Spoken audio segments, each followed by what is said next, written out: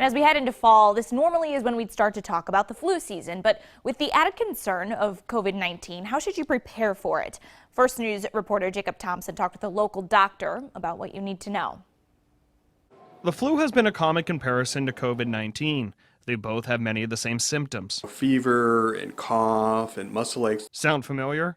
So how are you going to know the differences if you catch one? Coming into flu season and things, it's really hard for people to feel whether they have COVID or whether they have flu. So check with your doctor.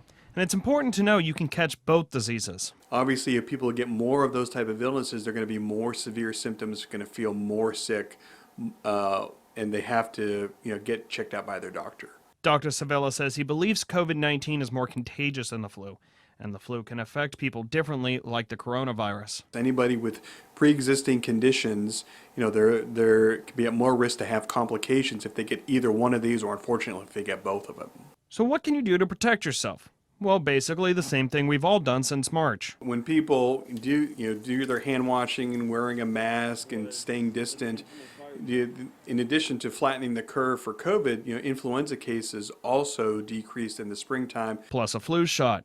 The CDC says they're expecting to roll out almost 200 million influenza vaccines for this year. I think there's going to be a high demand for flu shots this year because people want to be protected for that, because we don't have a vaccine for coronavirus. So people want to be as protected as possible, especially those high-risk groups. Dr. Savella says you can get sick from the flu 1 to 4 days after being exposed, compared to 2 to 14 days for COVID-19. In Salem, Jacob Thompson, WKBN 27 First News.